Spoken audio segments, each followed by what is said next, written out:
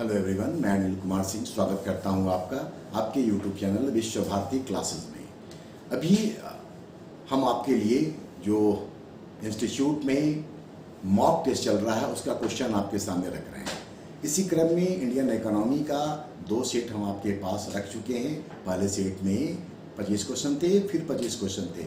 आज उसका तीसरा पार्ट मतलब कि 51 से लेकर के 75 तक अगला 25 क्वेश्चन का हम सेट और साथ ही साथ उससे जुड़े हुए आंसर और ज़रूरत के हिसाब से एक्सप्लेनेशन हम आपके सामने फिर से रखने जा रहे हैं। उम्मीद है आप लोगों ने पिछला दोनों वीडियो देखा होगा और कुछ शायद आपके काम का चीज़ निकल करके भी आया होगा। हम एक बार फिर से दोहरा दें कि महत्वपूर्ण बातों को नोट करने की आदत डालिए। अगर आपको कल के तारीख में परीक्षा देना है तो जो बातें बताई जा रही है उसको अगर आप नोट करेंगे तो यकीन मानिए कल की तारीख में परीक्षा के समय में आपके लिए वो आपका नोट किया हुआ तमाम चीज़ बहुत ही उपयोगी साबित होने जा रहा है। क्योंकि ये सिर्फ एक क्वेश्चन नहीं होता है, इस क्वेश्चन के साथ जो आपको एक्सप्लेनेशन मिलते हैं वो आपके लिए ही होता है। आप उसको ज़रूर नोट कीजिए, याद कीजिए और बीच बीच में दोहराते भी रहिए। चलिए तो हम लोग अगला 25 क्वेश्चन वापस देखते हैं। और जैसा कि पिछले वीडियो में मैंने बताया था कि टेलीग्राम पर ये क्वेश्चन अवेलेबल भी होंगे। अगर क्वेश्चन आपको देखना हो तो आप टेलीग्राम को ज्वाइन कर लीजिए। चलिए क्वेश्चन नंबर 51 से आप तैयार हो जाइए और ज़रूरत के हिसाब से बाकी बातें भी आपको हम बताएंगे जिसको कि आप जरूर नोट कर लीजिए। लघु उद्योगों के विकास के लिए सुझाव देने से संबंधित समिति थी। 4 समितियों के नाम दिए गए हैं। ये क्वेश्चन नंबर 51 है, जिसमें से कौन सा लघु उद्योग के विकास से संबंधित थी? डॉक्टर SP गुप्ता समिति, नायक समिति, मीरा सेठ समिति या फिर आबिद हुसैन समिति। आबिद हुसैन समिति के विषय में जान लें कि ये लघु उद्योग की समस्याओं के समाधान के लिए गठित किया गया था। नायक समिति जो था ये लघु उद्योगों को वित्त प्रदान मतलब फिनेंशियल सुधार के लिए या रिफॉर्म के लिए गठित किया गया था। मीरा सेठ समिति हथकरघा उद्योग से संबंधित था। अब बच गया सिर्फ एक ऑप्शन और वो है ए में डॉक्टर SP गुप्ता समिति, जो 51 क्वेश्चन का आंसर है। बाकी 3 के विषय में भी जानकारी मिल गई। तो 4 कमेटियों के नाम आपको एक साथ याद करने का यहाँ पर मौका मिलता है। नंबर 52 देखिए, निम्नांकित में से कौन चालू खाते का करेंट अकाउंट का जमा पक्ष मतलब क्रेडिट साइड में शामिल नहीं है। और क्रेडिट साइड मतलब कि पैसा प्राप्त होना, इतना तो हम सब जानते हैं, ठीक है। तो ऑप्शन देखिए और उसके बाद ये देखिए कि कौन सा क्रेडिट साइड में नहीं है। वस्तुओं का निर्यात, समझने के लिए मैं ही बता आपको कि निर्यात करेंगे तो पैसा आएगा, तो ये क्रेडिट साइड होगा। हस्तांतरण प्राप्ति मतलब ट्रांसफर रिसिप्ट मतलब कि विदेशों से जो पैसा आ रहा है उसकी बात कर रहे हैं, तो यहाँ भी पैसा आने की बात हो रही है। सेवाओं का निर्यात से पैसे की प्राप्ति होती है, तो वस्तुओं का निर्यात, हस्तांतरण प्राप्ति और सेवाओं का निर्यात, ये तीनों क्रेडिट साइड में आते हैं। अब बचता है ऑप्शन डी, हस्तांतरित भुगतान करेंगे तो पैसा जाएगा, वो डेबिट साइड में जाएगा। इसलिए आपका आंसर यहां पर डी होगा 52 का। नंबर 53, विशेष आर्थिक क्षेत्र स्पेशल इकोनॉमिक जोन का मुख्य उद्देश्य निम्नांकित में से क्या नहीं है? मतलब बाकी SEZ के स्पेशल इकोनॉमिक जोन के उद्देश्य है।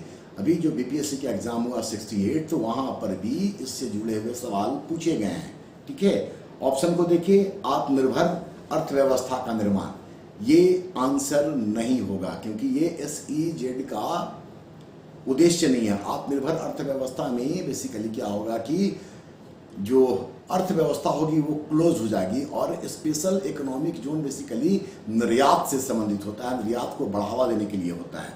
हम आगे और भी बात बताएंगे आपको, बाकी ऑप्शन भी सुन लें। रोजगार के अवसरों में वृद्धि, ये SEZ का उद्देश्य है। घरेलू और विदेशी स्रोतों में वृद्धि, ये भी इसका उद्देश्य है और ये तभी होगा जब मार्केट खुला हुआ होगा। ढांचागत या आधारभूत सुविधाओं का विकास, ये 3 उद्देश्य तो इसके हैं ही। इसके अलावा SEZ का उद्देश्य होता है वस्तु और सेवाओं के निर्यात में वृद्धि करना, अतिरिक्त आर्थिक गतिविधियों का संचालन करना।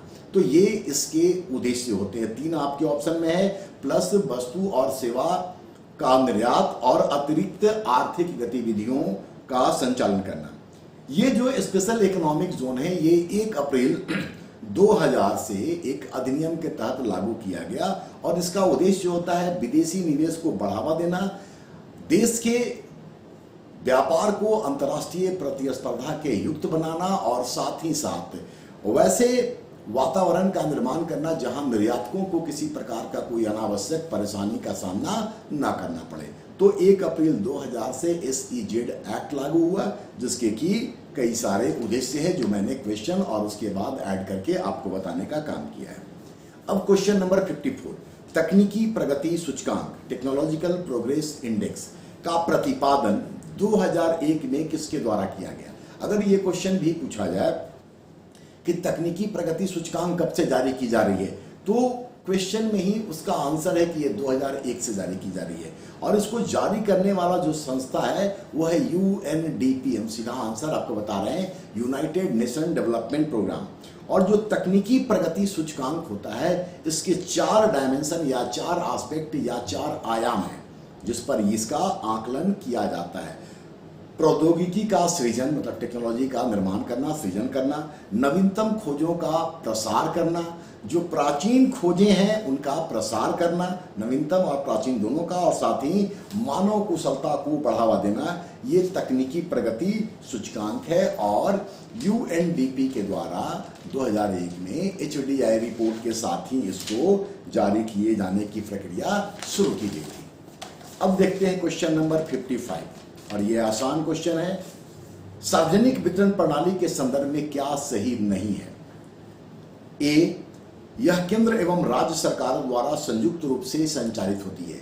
PDS का जो क्रियाकलाप है वो सेंट्रल गवर्नमेंट और स्टेट गवर्नमेंट दोनों के साथ चलता है, दोनों को मिला के चलता है, तो ये सही है। खाद्यान्न उपलब्ध कराने की जिम्मेदारी मुख्य रूप से FCI की है, food corporation of India limited, तो ये बात भी सही है। उसके लिए वो भंडार करके स्टोर करके रखता है और जरूरत के हिसाब से फिर उसका डिस्ट्रीब्यूशन करता है। सी है, राज्य की सरकारें खाद्यान्नों की खरीद, भंडारण, परिवहन आदि की जिम्मेदारी निभाती है। ये इस सवाल में आंसर है सी, क्योंकि ये जिम्मेदारी बेसिकली केंद्र सरकार की होती है कि वो खाद्यान्नों की खरीद करता है, उसको स्टोर करके रखता है, ट्रांसपोर्टेशन का काम देखता है और फिर आगे इसके डिस्ट्रीब्यूशन की जिम्मेदारी स्टेट गवर्नमेंट के द्वारा निभाई जाती है। डी ऑप्शन में है कि 1997 में लक्षित सार्वजनिक वितरण प्रणाली प्रारंभ की गई, टारगेटेड पब्लिक डिस्ट्रीब्यूशन सिस्टम, ये 97 से ही प्रारंभ हुआ है, तो ये आपके लिए इंफॉर्मेशन भी है। तो बाकी 3 आपके लिए इंफॉर्मेशन का काम भी करता है। नंबर 56, मौद्रिक नीति के उद्देश्यों में शामिल है। मौद्रिक नीति के उद्देश्य में क्या शामिल है? सबसे पहले ये जान ले कि मौद्रिक नीति मतलब ऐसी नीति जिसके द्वारा मूल्य के अस्थायित्व के लिए मुद्रा एवं साख की जो पूर्ति होती है, जो सप्लाई होता है, उसको रेगुलेट किया जाता है। और मौद्रिक नीति देश के केंद्रीय बैंक अर्थात भारत में RBI के द्वारा लाई जाने वाली नीति है। और फिर से एक बार क्वेश्चन देख लें कि मौद्रिक नीति के उद्देश्य में शामिल नहीं है आय में स्थिरता, आर्थिक स्थिरता, 3 नंबर विकास के लिए संसाधन उपलब्ध कराना और 4 नंबर कुशल भुगतान तंत्र। ये 1 2 3 4 करके दिया हुआ है। फिर ऑप्शन आपका AB में है केवल 1, केवल 2, 1 2 3 और D में है उपरोक्त सभी। तो मौद्रिक नीति के ये चारों उद्देश्य, आय में स्थिरता, आर्थिक स्थिरता, कुशल भुगतान तंत्र का निर्माण करना और विकास के लिए संसाधन उपलब्ध कराना, ये सब है। तो ये आपके लिए इंफॉर्मेशन है। इसके अलावा मूल्यों में अस्थायित्व रखना भी मौद्रिक नीति का उद्देश्य होता है। एक्सचेंज रेट जो होता है उसमें भी स्टेबिलिटी लाना, इकोनॉमिक डेवलपमेंट और बचत और विनियोग के बीच में साम्यता या संतुलन बनाए रखना भी मौद्रिक नीति का उद्देश्य होता है। तो जितनी बातें बताई गई है सब मॉनेटरी पॉलिसी का ऑब्जेक्टिव्स है, उसके उद्देश्य है। RBI के द्वारा ये नीति लाई जाती है। नंबर 57, कौन सा कथन सही नहीं है? मतलब कि 3 कथन सही हैं जो आपके लिए जानकारी का कारण बनेगा। अगस्त 1996 में JV रामाकृष्णन की अध्यक्षता में पहला विनिवेश आयोग गठित किया गया, ये सही है। और जहां तक मुझे याद है 4th या 5th JPSC में ये क्वेश्चन आया भी था। नंबर बी, 10 दिसंबर 1999 को विनिवेश विभाग गठित किया गया, ये भी सही है। और आपको यहां बता दें कि 2004 में विनिवेश विभाग को समाप्त भी कर दिया गया। सी है, भारत में विनिवेश का उद्देश्य सार्वजनिक क्षेत्र के उपक्रमों में सुधार करना है, ये भी सही है। और डी में है कि दूसरा विनिवेश आयोग 2004 में गठित किया गया, ये इंफॉर्मेशन गलत है और यही इस सवाल का जवाब भी है, क्योंकि ये 2004 में नहीं बल्कि 2000 जून महीना में गठित हुआ था दूसरा विनिवेश आयोग, और इसके अध्यक्ष थे R.H. पाटिल, मतलब दूसरे विनिवेश आयोग के। नंबर 58, कौन सा कथन सही नहीं है? पूंजीगत प्राप्तियां मतलब कैपिटल रिसीट से सरकार की परिसंपत्तियों में कोई कमी नहीं आती है, यही इसका आंसर भी है, क्योंकि कैपिटल रिसीट से सरकार का जो परिसंपत्तियां हैं उसमें कमी आती है, साथ ही साथ सरकार के ऊपर लायबिलिटी भी बढ़ती है। बी ऑप्शन है, राजस्व प्राप्तियों से सरकार के लायबिलिटी या देयता में कोई वृद्धि नहीं होती। राजस्व आ रहा है तो सरकार की लायबिलिटी नहीं बढ़ेगी, ये कॉमन सेंस से भी हम लोग समझ सकते हैं। राजस्व व्यय से किसी उत्पादक परिसंपत्तियों का सृजन नहीं होता। दरअसल जो रेवेन्यू एक्सपेंडिचर होता है ये नॉन प्लान एक्सपेंडिचर पर ही खर्च होता है आमतौर पर। ऐसी स्थिति में जब नॉन प्लान एक्सपेंडिचर पर खर्च होगा तो जाहिर सा बात है कि किसी उत्पादक परिसंपत्ति का निर्माण नहीं होगा।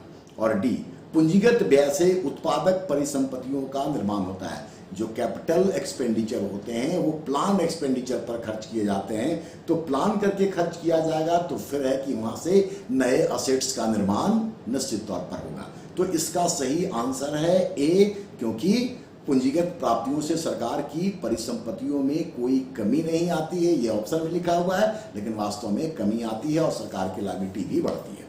नंबर 59, सरकार का सबसे बड़ा घाटा है। अगर आपने बजट को थोड़ा सा भी देखा है तो आपको पता होगा, मौद्रिकृत घाटा, राजस्व घाटा, राजकोषीय घाटा और प्राथमिक घाटा।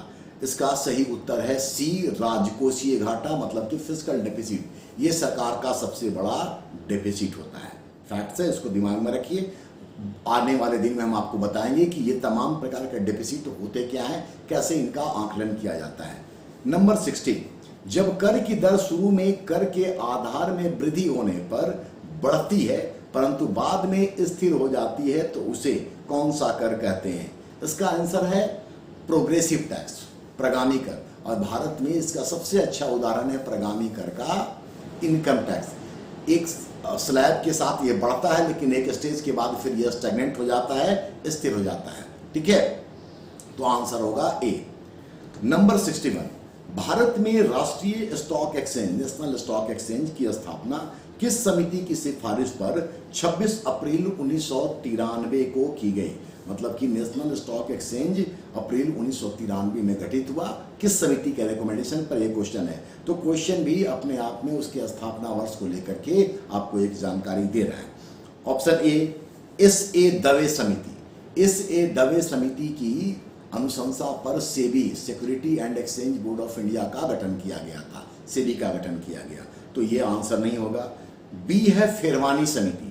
फिरवानी समिति का गठन 1991 में किया गया था और इस फिरवानी समिति के रिकमेंडेशन पर ही नेशनल स्टॉक एक्सचेंज की स्थापना 1993 में की गई थी। तो 61 का आंसर है बी। बाकी को भी देख ले। शिवरामन समिति के अनुशंसा पर नाबार्ड का गठन हुआ था, तो बाकी इंफॉर्मेशन भी आपके लिए इंपॉर्टेंट हो सकते हैं। नंबर 62, निम्नांकित में से किससे समावेशित विकास को बढ़ाने की आशा नहीं की जा सकती है? समावेशी विकास मतलब कि उच्च समृद्धि का लाभ समाज के निचले तबके के लोगों तक। ऑप्शन को देखिए, ग्रामीण विकास, किसानों को पर्याप्त साख, राष्ट्रीय आय की उच्च समृद्धि और कृषि विकास। देखिए, ये अगर हम लोग सामान्य तौर पे देखें तो इसका राष्ट्रीय आय की उच्च समृद्धि ये कारक जरूर है, लेकिन ये तब इंपॉर्टेंट होगा या ये समावेशी विकास में तब कन्वर्ट होगा जब इसका प्रॉपर तरीके से डिस्ट्रीब्यूशन हो, और डिस्ट्रीब्यूशन के लिए ग्रामीण स्तर तक इसकी पहुंच होगी। तो यहाँ पर राष्ट्रीय आय की उच्च समृद्धि ही आपका आंसर है। यद्यपि ये भी एक कारक होता है, लेकिन तब जब इसको डिस्ट्रीब्यूट किया जाए प्रॉपर तरीके से। नंबर 63, मानव विकास सूचकांक HDI किसका संयुक्त सूचकांक है? तो इसका सीधा आंसर देखते हैं हम लोग। जीवन प्रत्याशा मतलब कि लाइफ एक्सपेक्टेंसी, एक मतलब औसत आयु, शैक्षणिक उपलब्धि और तीसरा प्रति व्यक्ति आय, जो कि ऑप्शन बी में लिखा हुआ है। तो 63 का आंसर है बी। 64 को देखें, उत्पादन के निम्नलिखित कारकों में से किसमें जोखिम की अवधारणा, जोखिम मतलब रिस्क की अवधारणा निहित है? उद्यमशीलता, जिसको इंटरप्रेन्योरशिप कहते हैं, भूमि, पूंजी और श्रम। और जोखिम का संबंध होता है उद्यमशीलता से, जिसको कि उद्यमशीलता मतलब साहस भी इसको कहा जाता है। भूमि से लगान की प्राप्ति होगी, पूंजी से ब्याज की और श्रम से मजदूरी की। तो 64 का आंसर होगा उद्यमशीलता। हम फिर दोहरा दें, जो लोग नए देख रहे हैं, शायद क्वेश्चन सुनने में दिक्कत हो रही हो, तो टेलीग्राम पर ये सारे क्वेश्चन जो भी हम डिस्कस कर रहे हैं आपके लिए अवेलेबल होगा। आप टेलीग्राम चैनल को ज्वाइन कर लीजिए। इस वीडियो के साथ आपके लिए टेलीग्राम का लिंक भी अवेलेबल होगा। नंबर 65, यदि मौद्रिक मूल्य मतलब कि इन्फ्लेशन मौद्रिक आय की तुलना में तेजी से वृद्धि करे तो क्या होगा? मतलब कि इन्फ्लेशन आय की तुलना में ज्यादा बढ़ रहा हो, महंगाई ज्यादा बढ़ रहा हो और आय उसकी तुलना में कम हो, तो क्या होगा? वास्तविक आय पर कोई असर नहीं होगा। बी, वास्तविक आय बढ़ सकती है। और सी, वास्तविक आय घट सकती है। जाहिर सा बात है आंसर इसका यही होगा, क्योंकि इन्फ्लेशन बढ़ेगा और आय उसकी तुलना में कम होगी, तो एक्चुअल जो इनकम है वो घट जाएगा, क्योंकि इस दौरान वस्तु और सेवाएं महंगी हो जाएंगी। तो पैसा तो मिलेगा लेकिन उसका वास्तविक मूल्य घट जाएगा।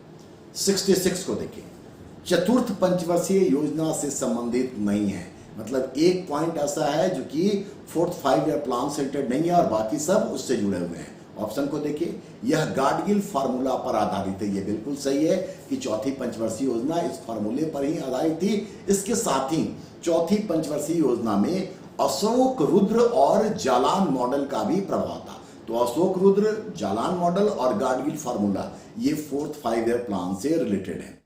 बी में देखें, स्थिरता के साथ आर्थिक विकास तथा आत्मनिर्भरता की प्राप्ति योजना का प्रमुख उद्देश्य था। यह भी सही है। और फिर सी ऑप्शन है, ऑपरेशन फ्लड या व्हाइट रिवॉल्यूशन इसी योजना के दौरान चलाई गई। यह भी सही है। डी में लिखा हुआ है, योजना में न्यायपूर्ण कीमत और मजदूरी नीति तैयार की गई। ये काम चौथी नहीं बल्कि 5वीं पंचवर्षीय योजना में की गई थी। हम पिछले वीडियो में भी बोले थे कि 5 ईयर प्लान से क्वेश्चन हमेशा पूछे जाते हैं, इसलिए कल की तारीख में इंडियन इकोनॉमी से कम बेस आप ये मान के चले कि यहाँ से एक क्वेश्चन आपके लिए होगा। तो जो 12 पंचवर्षीय योजनाएं बनाई गई थी उनके विषय में आप अच्छे से जानकारी कलेक्ट करके याद रखें। नंबर 67, निम्नलिखित में से कौन या कौन कौन सी बातें नई आर्थिक नीति मतलब 1991 के बाद की नहीं है? एक नंबर ऑप्शन, केंद्रीकृत नियोजन, सेंट्रलाइज्ड प्लानिंग। ये तब का बात है जब भारत में संरक्षणवादी औद्योगिक नीति या संरक्षणवादी पॉलिसी चलती थी। तो केंद्रीकृत नियोजन 1951 से पहले का है। विदेशी प्रतिस्पर्धा से संरक्षण शब्द अभी हम आपको बताए हैं। तो 1 और 2 जो है ये 1991 से पहले वाली है। 3 में लिखा हुआ है, सार्वजनिक क्षेत्र पर कम निर्भरता। आज जब एलपीजी या नई आर्थिक नीति आ गई है तो सार्वजनिक क्षेत्र पर निर्भरता कम हुई है, बाजार को खोल दिया गया है और निजी क्षेत्र को भी प्रायोरिटी भरपूर मात्रा में दी जा रही है।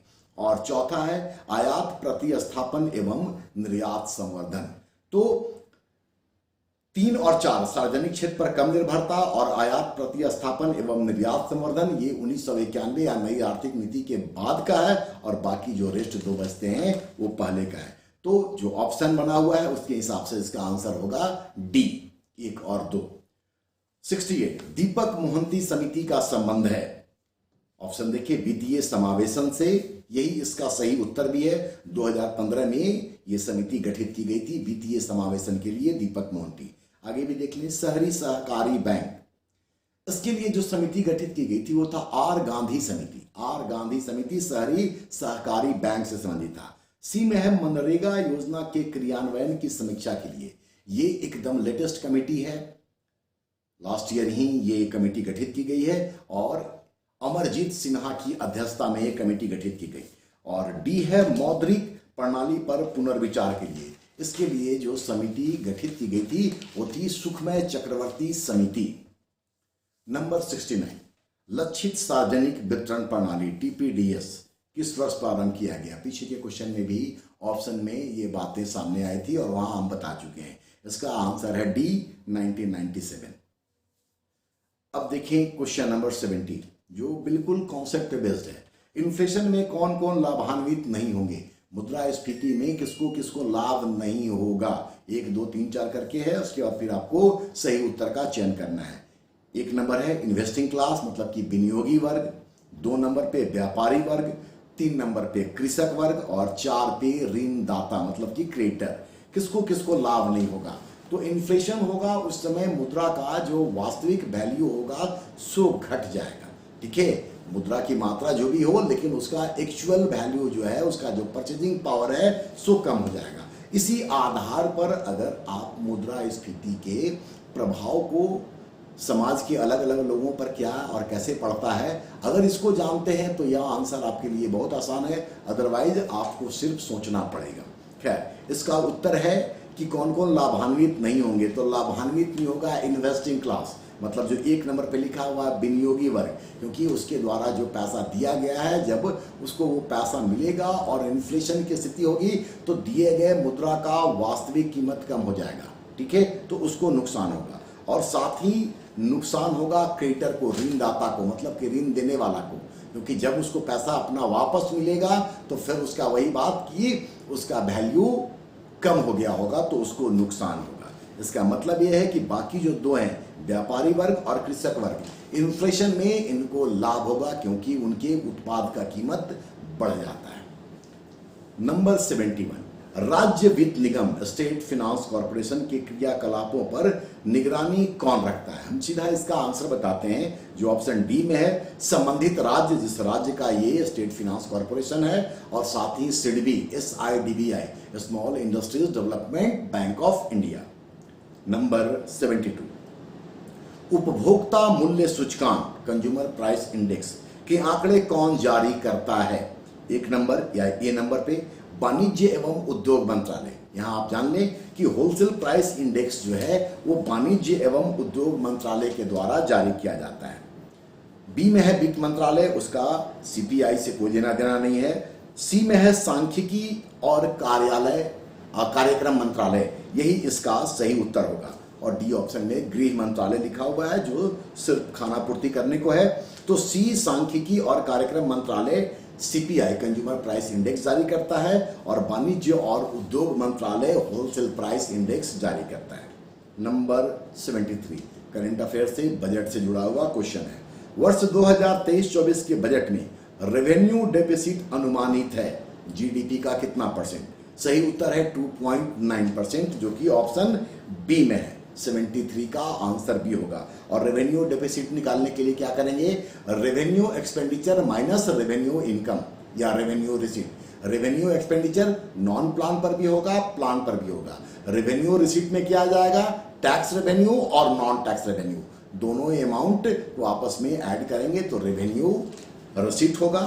और नॉन प्लान और जो प्लान एक्सपेंडिचर पर रेवेन्यू अकाउंट से खर्च होता है उसको डिडक्ट कर देंगे। तो इस तरीके से ये 2.9 आएगा। ठीक है, जो करंट बजट का डेटा है उसके अकॉर्डिंगली आंसर इसका बी है।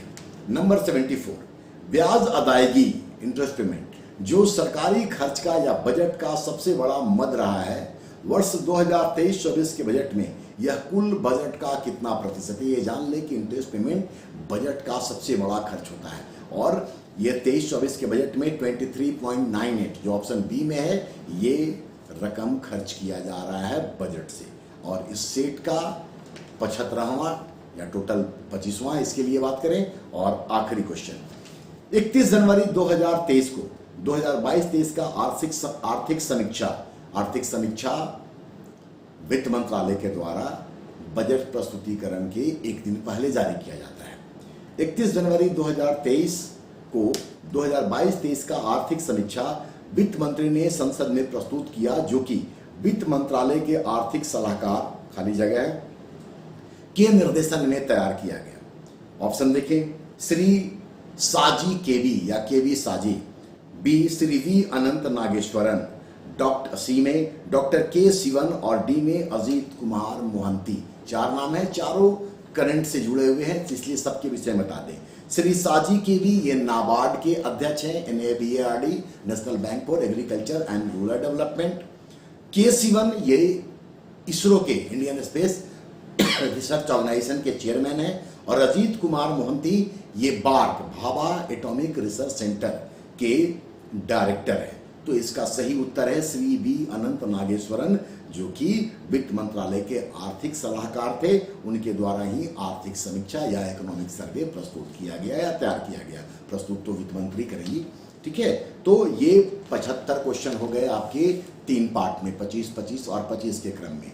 आप पिछला वाला क्वेश्चन अगर नहीं देखे हैं तो हम फिर से दोहरा दें कि टेलीग्राम पर आपके लिए ये सारे क्वेश्चन अवेलेबल होंगे। इस वीडियो के साथ मेरे टेलीग्राम चैनल का लिंक भी होगा, आप टेलीग्राम को ज्वाइन कीजिए। ये क्वेश्चन देखने को मिलेगा और इसका एक्सप्लेनेशन और आंसर हमने आपको प्रोवाइड कर रखा है। तो देखते रहिए और अपने दोस्तों के साथ शेयर कीजिए। आपकी प्रतिक्रिया का मुझे फिर से इंतजार रहेगा। धन्यवाद।